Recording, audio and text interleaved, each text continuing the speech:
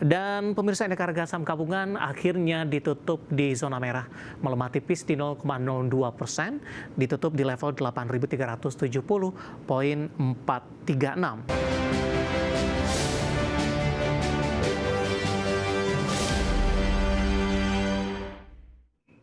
Terima kasih untuk Anda yang masih bergabung bersama dengan kami, dan di segmen ini kita akan review jalannya perdagangan di sepanjang hari ini pemirsa. Dan kami ingatkan kembali Anda masih bisa berpartisipasi di WhatsApp interaktif di 0851 di 7810 di 4976 seperti yang tertera di layar televisi Anda nantinya. Dan saat ini kami sudah terhubung melalui Zoom bersama dengan Bapak Kris Aprilioni yang merupakan IHAB Manager YP Sekuritas. Kita akan langsung sapa saja. Pak Kris, selamat sore. Apa kabar Pak Kris? Ya, sore Mas David, baik. Terima kasih Pak Kris sudah meluangkan waktu di IGX Channel. Tidak terasa kita sudah sampai kembali di perdagangan akhir pekan Pak Kris. Kita boleh review sepekan Pak. Di Senin kalau kita flashback, indeks harga saham gabungan sempat menyentuh ke level intraday tertinggi di sepanjang masa. Namun pasca menyentuh ke level ini, pergerakan indeks harga saham gabungan cukup konsolidasi. Di mana secara intraday level 8.400-an tidak mampu dipertahankan. Setiap hari menyentuh ke level ini, kemudian ditutup kembali di level yang lebih rendah atau di 8.300-an. Analisis Anda Pak Kris? Ya, kalau kita melihat sebenarnya sentimen IHSG sendiri dari dalam negeri maupun dari luar negeri itu belum ada yang terlalu positif ya kita melihat ya. Sebenarnya kita di awal bulan kemarin IHSG sempat naik tinggi, itu juga karena perbankannya yang digelontorkan dananya cukup signifikan oleh Pak Purbaya, sehingga ada optimisme yang terjadi di marketnya kita di awal bulan. Tetapi satu minggu belakangan ini kita melihat tidak terlalu banyak ya cerita-cerita mengenai berita-berita positif yang di market, sehingga memang area 8.400 ini menjadi area yang cukup krusial ya, setiap kali kena tidak mampu untuk dapat bertahan seperti itu. Baik, dari sisi sentimen eksternal seperti apa Pak? Shutdown tampaknya sudah berakhir, aktivitas akan berlangsung normal kembali, kemudian rilis data yang ditunda ini akan segera dirilis, meskipun tadi dari sisi sentimen beberapa pejabat Amerika Serikat mengatakan tidak semuanya akan dirilis, di mana ada beberapa item tadi untuk pengangguran tidak akan dirilis katanya, dan saat ini para investor masih mengacu kepada data-data swasta untuk menentukan arah kebijakan suku bunga The Fed. Di tengah dari para pejabat The Fed lebih banyak yang cenderung hawkish, Pak Kris. Ya, justru itu karena kemungkinan besar penurunan suku bunga juga di tahun ini tidak akan turun lagi ya. Terus juga kita melihat data dari Amerika juga masih cukup kuat, ditambah juga semalam plan-nya adalah QE akan dihentikan nanti di Desember. Ini juga menjadi sentimen negatif buat market di US juga ya, di luar negeri, sehingga ini juga menjadi sentimen negatif ya. Kalau kita melihat sebenarnya hari ini kenaikan harga saham itu tidak terlalu banyak di bagian LQ45 ya. Di bagian LQ45 justru kebanyakan emiten-emitennya berada pada zona merah nih dalam satu minggu terakhir ini. Jadi memang sentimen dalam dan luar negerinya memang masih tidak terlalu mendukung ya untuk IHSG dapat naik. Baik, arah indeks harga saham gabungan untuk sepekan ke depan Pak, dan tinggal beberapa hari perdagangan di tahun 2025. Ya, sepekan ke depan mungkin IHSG masih akan cukup sideways ya, di area 8.300 sampai 8.400. Area itu masih menjadi area bolak-baliknya IHSG, menunggu nanti ada kebijakan atau ada sentimen positif untuk market. Ada target tertentu tidak dari YB Sekuritas Pak untuk target IHSG sampai dengan akhir tahun? Akhir tahun ya, untuk IHSG mungkin kita prediksi di area 8.600 ya, sampai akhir tahun nanti. Baik, dengan didukung dari sisi indikator ekonomi yang masih solid Pak Kris? Ya, kalau kita melihat data dari perusahaan-perusahaan LQ45 kita, terutama perbankan juga masih cukup bagus, dan perusahaan-perusahaan kita juga punya PER yang masih berada pada area yang cukup murah, sehingga mungkin di window dressing Desember ini dapat membuat IHSG dapat kembali naik ya. Baik, laju indeks harga saham gabungan tertahan di sepanjang perdagangan hari ini di tengah pelemahan beberapa saham big cap, Pak. Kemudian juga beberapa saham konglomerasi. Kita boleh ke bumi terlebih dulu, Pak Kris. Sudah mengalami kenaikan yang cukup signifikan. Bahkan intraday hari ini sempat ke 244 dan akhirnya berbalik ke zona merah. Sudah jenuh beli, Pak? Koreksi yang terjadi masih cukup wajar? Ya, kalau kita melihat dengan kenaikan dalam 3 hari terakhir ini sebanyak sekitar 50% lebih, ya wajar ya hari ini mengalami koreksi, itu pun hanya 1,79%. Dan ini kita melihat juga masih berada pada area-area yang cukup krusial ya, di area resistance di 230 ini. Jadi karena dalam jangka waktu singkat sudah naiknya cukup signifikan, wajar jika ada koreksi mungkin ke area 190 sampai 200 nanti. Analisis dan rekomendasinya untuk bumi di tengah pembalikan arah di hari ini.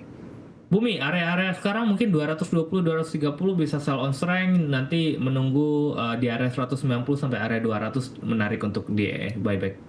Bagaimana Anda melihat prospek ke depannya di tengah penguatan saham bumi dalam beberapa hari terakhir, Pak Kris? Ya, kalau kita melihat secara grup sendiri, BRMS, ENRG semua mengalami kenaikan ya harga sahamnya. Sedangkan Bumi masih cukup tertinggal akibat Chengdong yang selalu menjual harga sahamnya ketika Bumi naik. Tetapi dengan adanya kemarin berita bahwa Bumi mengakuisisi Wolfram, lalu akan ada akuisisi tambang yang lain gitu. Ini menjadi optimisme bahwa Bumi sudah mulai masuk ke perusahaan yang mempunyai profitable yang cukup menarik, sehingga juga menjadi salah satu incaran ya bagi para investor untuk memegang Bumi. Terlebih lagi kuasi reorganisasi kemarin sudah berjalan dan harusnya Bumi ya kalau memang profit harusnya bisa dapat memberikan dividen bagi para investornya, sehingga ini juga menjadi sentimen positif ya untuk Bumi. Baik, kita coba beralih ke BRMS, Pak. Masih dari grup yang sama, 975.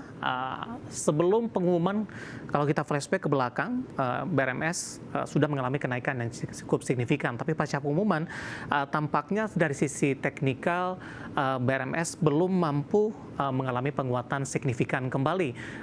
Sempat ke di atas ribuan, kemudian berbalik kembali di perdagangan hari ini ke level 900-an, Pak Kris.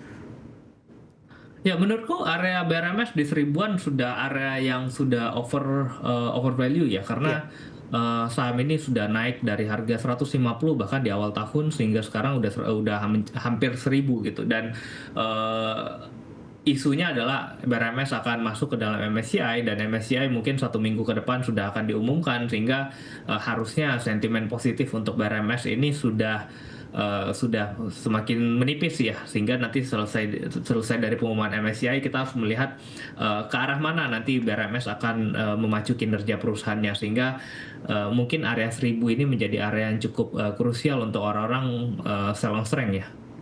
Baik, dari BRMS kita beralih Pak ke saham grup Prayogo Pangestu. Ada Brand hari ini juga menjadi salah satu pemberat terbesar dengan nilai kapitalisasi yang paling tinggi. Hari ini melemah di 1,52% di 9750. Analisis dan rekomendasi Anda untuk Brand.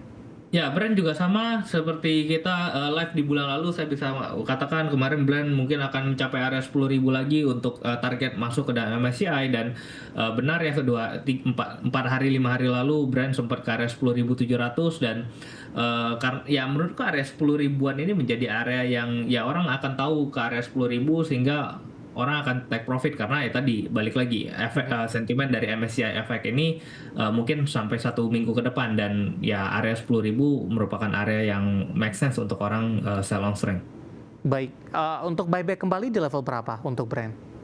Brand mungkin di area 9.000 awal ya, 9.000 sampai 9.200. Target sampai dengan akhir tahun Pak untuk Brand? Akhir tahun saya nggak merekomendasikan Brand ya. Mungkin setelah selesai MSCI, Brand harusnya akan lebih sulit menembus area 10.000. Chance-nya malah ke arah bawah ya, mungkin ke area 8.000. Tidak ada kemungkinan asing akan masuk ke Brand ketika masuk ke dalam indeks MSCI, Pak? Justru kemungkinan ketika asing masuk, Prayogo akan, atau mungkin beberapa orang yang invest dan memprediksi akan masuk MSCI justru akan menjual di sana ya. Jadi MSCI menjadi sebagai selling point-nya di Brand nanti. Baik, analisis beberapa saham yang hari ini menjadi pemberat atau menahan laju penguatan indeks harga saham gabungan, dan semoga bisa menjadi referensi dan lagi-lagi keputusan investasi tetap ada di tangan pemirsa IDA Channel. Saya akan coba sampaikan update penutupan perdagangan di sesi kedua hari ini jelang libur akhir pekan, dan juga beberapa informasi grafis yang berhasil dihimpun oleh tim redaksi kami. Dan pemirsa, indeks harga saham gabungan akhirnya ditutup di zona merah, melemah tipis di 0,02%, ditutup di level 8.370,436, di mana secara intraday level penutupan hari ini berdekatan dengan level pembukaan pada pagi tadi, tepatnya di 8.378,129. Beberapa menit pasca pembukaan, indeks harga saham gabungan sempat melesat ke 8.417,135, intraday tertinggi di sepanjang perdagangan hari ini. Setelah menyentuh level ini, penguatan lebih ke arah terbatas, bahkan tekanan terjadi mulai memasuki perdagangan di sesi kedua.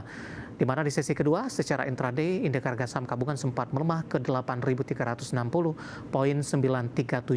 kemudian berbalik ke zona hijau dan pas penutupan ini ditutup di zona merah melemah tipis di 0,02%. Kita ke grafis yang pertama pemirsa, kita akan coba lihat posisi beberapa indeks lainnya.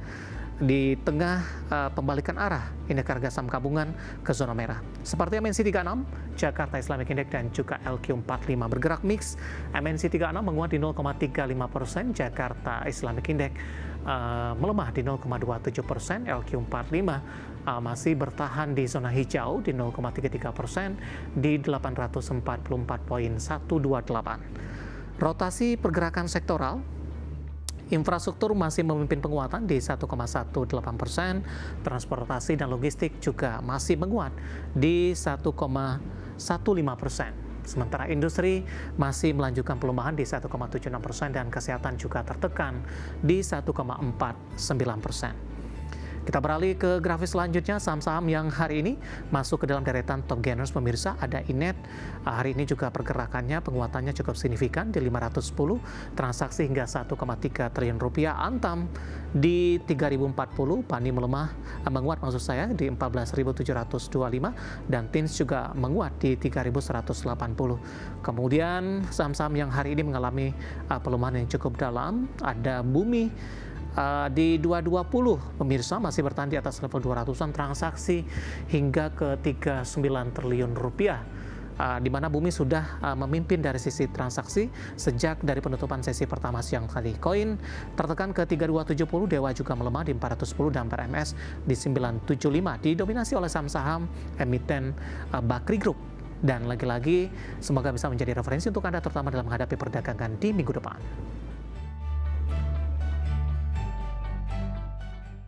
Kita akan jeda kembali dan tetaplah bersama kami. Setelah ini kita akan ulas beberapa pertanyaan masuk di WhatsApp interaktif. Kami akan segera kembali sesaat lagi.